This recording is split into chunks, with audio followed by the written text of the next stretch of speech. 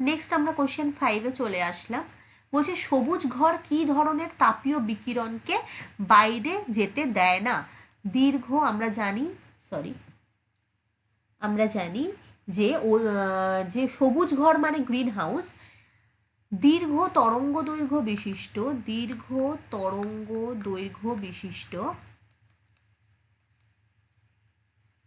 অবলোহিত রশ্মিকে বা ইনফ্রারেড রেকে বাইরে যেতে দেয় না বা ঘর থেকে বেরোতে দেয় না।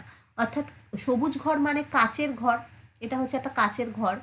তো সূর্য থেকে যখন ক্ষুদ্র তরঙ্গ এই কাচের ঘরে এসে পৌঁছায় তখন কিন্তু ইজিলি কাচের ঘরটা ঢুকতে দেয় সেই তরঙ্গকে, কিন্তু যখন বৃহৎ তরঙ্গ রূপে সেটা বেরোতে চায় তখন সেই কাচের ঘরটা কিন্তু আর বেরোতে দেয় না, রশ্মিটাকে আটকিয়ে দেয়, ফলে ঘরটা গরম থাকে।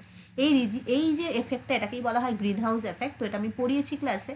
তো সেটা তার মানে কোন রশ্মিকে বেরোতে দিচ্ছে না? দীর্ঘ তরঙ্গ বিশিষ্ট অবলোহিত রশ্মি বা ইনফ্রারেড রশ্মিকে কিন্তু বেরোতে দিচ্ছে না। আশা করি বুঝতে পেরেছো। এই কটাই তোমাদের ডিপিপির কোশ্চেন ছিল, সেকেন্ড ডিপিপির কোশ্চেন ছিল। আমি আশা রাখবো তোমরা সকলে ডিপিপি সলভ করে নিজেরা দেন আমার সলিউশন ভিডিওটা দেখছো। তো চলো আজকের জন্য এটুকুই, আবার নেক্সট ক্লাসে তোমাদের সাথে অনেক আড্ডা হবে।